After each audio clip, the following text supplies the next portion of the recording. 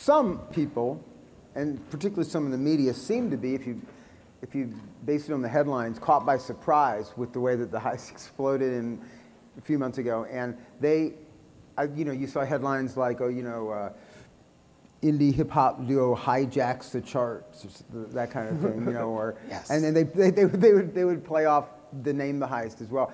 But I mean, from you guys' point of view, I'm sure obviously that opening week was gratifying, but it can't have been that shocking because you'd seen this building over a period of time, right? I think that to do 78,000 in the first week was shocking. Yeah. For us, but.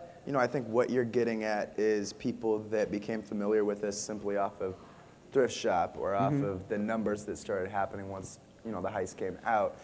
And I don't think it was shocking that we had a core fan base that was excited for the album, anticipating buying it, and that there would be, a lot of fans, that were going to go get the album once it came out. But to do 78 was probably 2 to 3 times as many sales as we were guessing. How much impact do you think the videos had in sort of building notoriety of you guys and anticipation for the album? Because those singles, with the exception of Thrift Shop, I guess, came out in advance of the album, released for, 18 months? A year to 18 months? Yeah. And how much did the videos play? It seems like that people really latched onto them. The videos have been, I think, along with a couple other things like touring and really developing a live show, I think that the videos have played an imperative role in just how people receive information these days. So to have a great video, to have an identity really be showcased as a component, as kind of the sidekick to the music, I think that it's so important now. And for us, it was really what took us from here to here. It's the visual. It's that thing that people remember. It's the thing that they share. In terms of social media, it's so easy to share a YouTube link versus sharing a whole link for an album or whatever. It's just fast, it's easy, and it's the way that fans really resonate with the material quickly. One of the tracks on the album and another song that's been around for a while that, thematically is not unlike Thrift Shop, because it talks about consumerism and sort of how so much of us, this society, we sort of get sucked into it and, go on with that, is Wings. And you wrote something not too long ago in response to, I guess, what had been some people questioning the fact that around the NBA All-Star game, that the NBA had sort of taken a portion of the song, which worked for their purposes, it was a promo for the game, right? Yeah.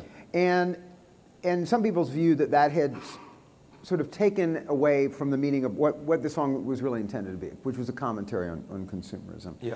Do you want to say anything more about that? Excuse me, about the fact that I guess they focused on the obsession with Michael Jordan kind of portion of the song, right? Did you feel like that criticism was just unwarranted? No. I think that I understand the fans that reached out and were like, "What are you doing? This is selling out. I can't believe that you would compromise the integrity of the song." I understand that perspective. I don't agree with it. And, I wanted to address it because, you start, the more successful that you get, you start to read these counter things to the success, or people just really criticizing what you're doing on a more scrutinized level. And for me, it's important to make sure that if we are going to do something like the NBA All-Star Game, that we really communicate why that's important to us and why it's not compromising our artistic integrity. And the song Wings, really, it's about shoes. It's about the obsession of growing up as a kid with Michael Jordan and the branding that Nike so geniusly put in front of us. But it really comes down to consumerism. It comes down to that on a foundation level.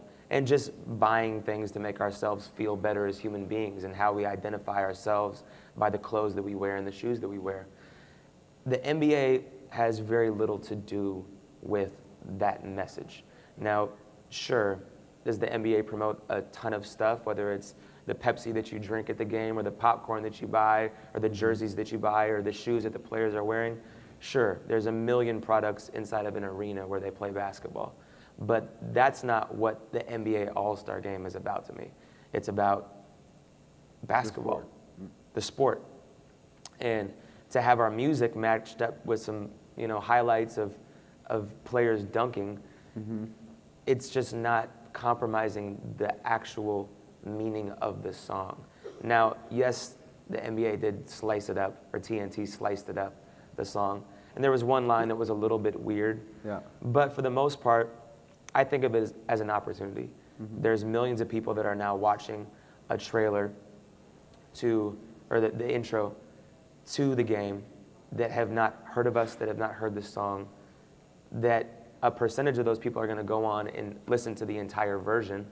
A percentage of those people are going to go on to be fans, and it's an opportunity to just really connect on a broader level through a sport that I love. And I didn't think of that as compromising the integrity of the song. I thought of that as really an opportunity to advance the song and get it in front of a new audience. What you guys do is something that not a lot of artists can sort of necessarily, a balance they can't necessarily strike successfully, and that is creating party songs in spirit, if not always in lyric. I mean, sometimes the lyric will say something a little bit, with a little bit more substance to it. But the feel of the song overall is you know, spirited and partying. And yet, of course, there's, you know, Other Side and Same Love, songs that have that message in more of a somber context. Do you ever wonder whether or not, you know, there is that audience that can sort of wrap their head around both modes? And do you think that there's some people out there who are just like, I wish Ben and Ryan would just stick to the party jams and, you know, spare me the sermonizing, you know what I mean? Yeah. Is that something that either one of you crosses your mind, or are you going to do what you want to do, and it seems to be a balance that seems to be working? I think we're always going to do what we want to do.